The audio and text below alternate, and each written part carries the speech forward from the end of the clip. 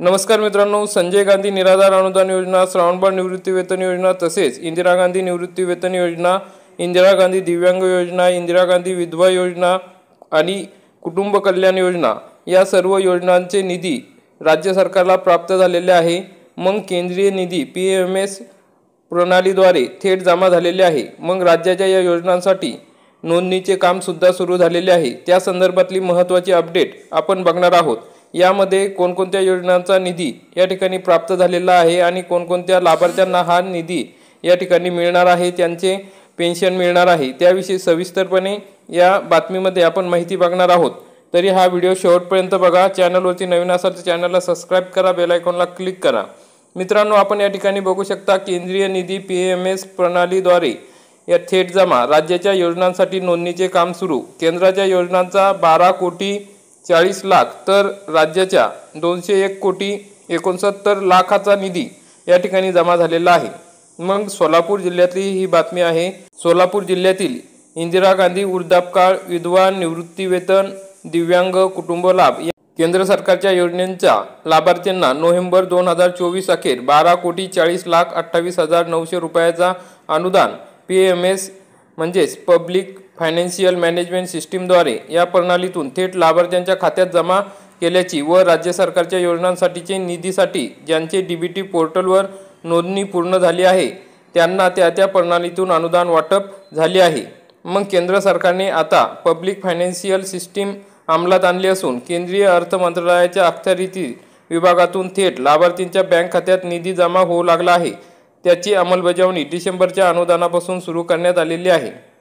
मग राज्य सरकारच्या योजनांची स्थिती नोव्हेंबर 2024 मध्ये कशी होती तर निराधार योजना लाभार्थी अनुदान मग सर्वसाधारण जे होते त्यांना या ठिकाणी 65,672 एवढे लाभार्थी होते। अनुसूचित जाती 7,812, अनुसूचित जमाती 464 एवढे लाभार्थी होते। या केंद्र सरकारच्या ज्या योजना आहे त्यामध्ये मार्च 2025 ची जी योजना आहे त्या योजनामध्ये वृद्धापकाळमध्ये आहे 27,939, विधवा निवृत्ती वेतनमध्ये आहे 2,404, दिव्यांगमध्ये 318 आणि कुटुंब लाभमध्ये आहे 395।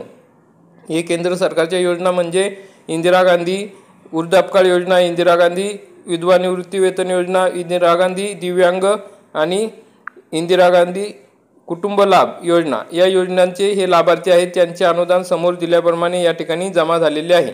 मग राज्य सरकारकडून राबवण्यात येत असलेल्या संजय गांधी निराधार श्रावणबाळ योजनेचेही निधी याच धर्तीवर थेट लाभार्थ्यांच्या खात्यात जमा करण्याचा निर्णय झाला आहे। त्यासाठी तयार केलेल्या DBT पोर्टलवर लाभार्थींचे खाते अपडेट आधार लिंक केले जात आहे। आतापर्यंत ज्यांचे खाते अपडेट झाले आहे त्यांच्या खात्यावर रक्कम जमा होऊ लागले आहे अशी माहिती यांनी या ठिकाणी दिलेली आहे तहसीलदारांनी। मग तहसीलदारांनी आणखी काय सांगितले आहे, डिसेंबर पर्यंतचे अनुदान लाभार्थ्यांच्या खात्यावर जमा करण्यात आलेले आहे। हे सोलापूर जिल्ह्यातील माहिती आहे। नोव्हेंबर 2024 अखेर सर्व तालुक्यांना अनुदान वितरित केले आहे। ज्या लाभार्थ्यांचे परिपूर्ण माहिती DBT पोर्टलवर अपलोड होऊन आधार लिंक होऊन मान्य झाली आहे त्यांचे डिसेंबर 2024 पर्यंतचे अनुदान DBT पोर्टलद्वारे लाभार्थ्यांच्या खात्यात जमा झाले आहे। तर केंद्र सरकारच्या योजनांचे नोव्हेंबर 2024 पर्यंतचे अनुदान लाभार्थ्यांच्या खात्यावर PMS पोर्टलद्वारे जमा करण्यात आलेले आहे असे शिल्पा पाटील तहसीलदार सोलापूर यांनी माहिती दिलेली आहे। अशा प्रकारे आता सोलापूर जिल्ह्यातील लाभार्थ्यांना या ठिकाणी मानधन म्हणजेच पेन्शन मिळण्यास सुरुवात झालेली आहे। मग थोड्याच दिवसात ज्या लाभार्थ्यांचे DBT झालेले आहे त्या सर्व लाभार्थ्यांना या ठिकाणी मानधन मिळणार आहे। म्हणजेच इंदिरा गांधी योजनेतील तसेच संजय गांधी आणि श्रावणबाळ योजनेतील लाभार्थ्यांना हा फायदा होणार आहे।